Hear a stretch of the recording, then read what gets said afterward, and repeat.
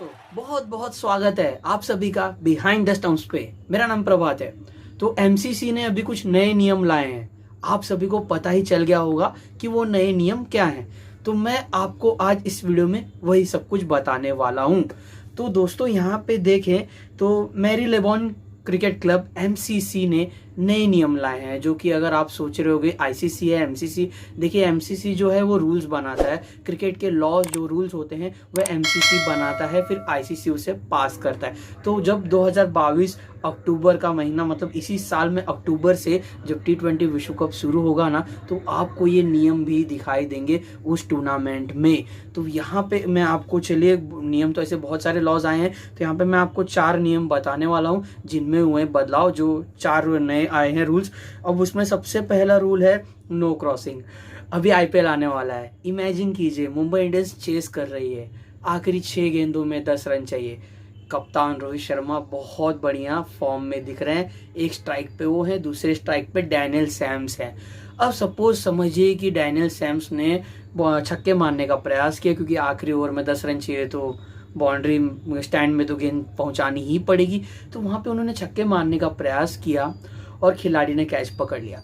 तो पहले हमें क्या देखने को मिलता था कि जो नॉन स्ट्राइकर एंड पे सेट बल्लेबाज रहता था, वो अपने साथी को बोलता था, यार क्रीज छोड़िए और पार कर दीजिए ताकि मुझे स्ट्राइक मिल जाए। और वैसे आपको तभी देखने को मिलता था, भले ही स्ट्राइकर एंड पे जो बल्लेबाज था वो इंटेंट उसका होता था 6 मारने का, लेकिन वो आउट हो जाता था, लेकिन फिर भी उसके साथी को स्ट्राइक मिल जाती थी जो सेट बल्लेबाज होता था। लेकिन अब ऐसा नहीं होगा। इसका मतलब मैं आपको समझाता हूँ। जैसे डैनियल सैम्स ने छक्के मारने का प्रयास किया, खिलाड़ी ने कैच पकड़ लिया, रोहित शर्मा ने भले अपना क्रीज छोड़ा और वो स्ट्राइकर एंड पे चले गए, फिर भी जो अगला बल्लेबाज आएगा वो नया बल्लेबाजी स्ट्राइक पे आएगा, मतलब टेलेंडर को आना पड़ेगा।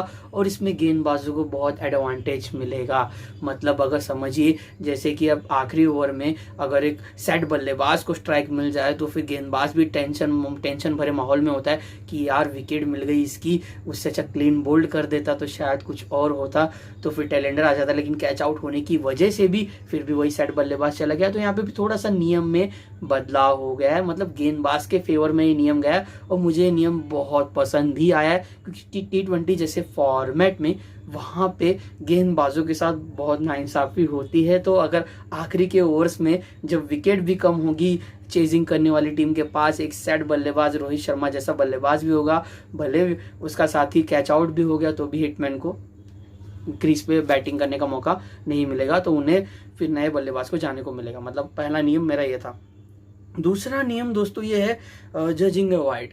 मतलब अभी सपोज अगर आप देखिए कि अक्सर डेथ ओवर्स में गेंदबाज वाइड यॉर्कर का इस्तेमाल बहुत करता है, और हार्दिक पांड्या जैसे बल्लेबाज जो क्रीज के अंदर होते हैं, अक्सर बहुत सारे बल्लेबाज क्रीज के अंदर रख के बॉलर को फॉलो करते हैं, उसी प्रकार से वे सेट होते हैं। तो अगर बॉलर गेंद रिलीज करता है, बल्लेबाज भी वैसे मूवमेंट करता है, उसमें अगर बल्लेबाज जो वाइड की लाइन होती है, राइट हैंडर बल्लेबाज जो आप एक देखते हो, सफेद कलर की एक पट्टी होती है, वहां पे बल्लेबाज पहुंच जाता है।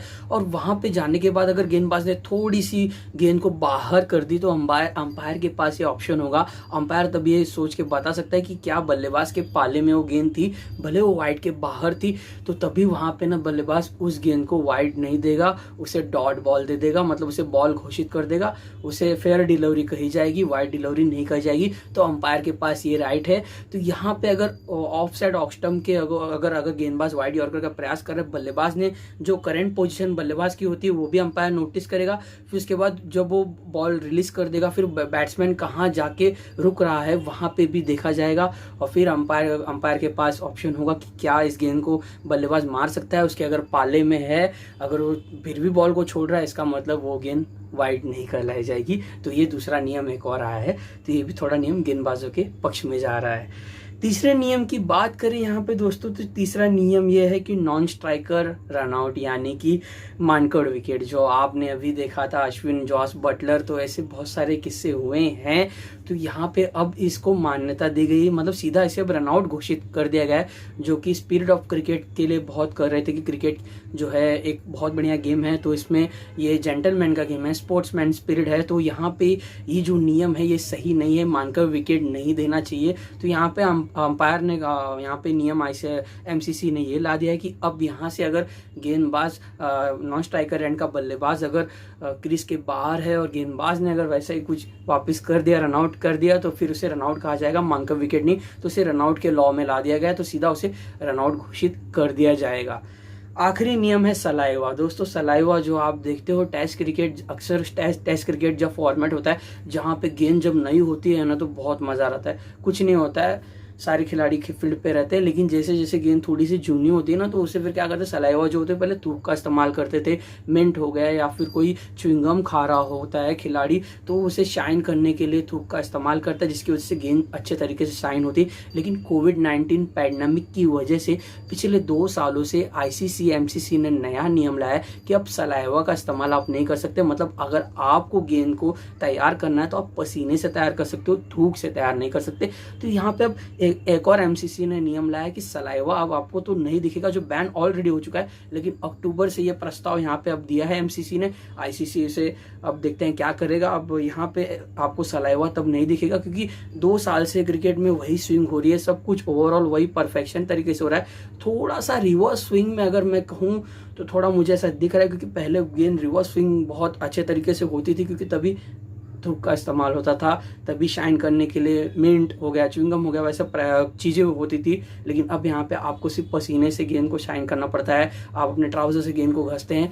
तो यहाँ पे अब थोड़ा सा नियम में बदलाव आया है, तो यहाँ पे अब सलाइवा आपको नहीं देखने को मिलेगा। तो दोस्तों यहाँ पे मैंने आपको 3-4 नियम बता दिए हैं, वैसे बहुत सारे नियम्स आए हैं लेकिन ये 4 नियम बहुत स्पेशल थे तो मैंने इसके ऊपर आज आपको बताया।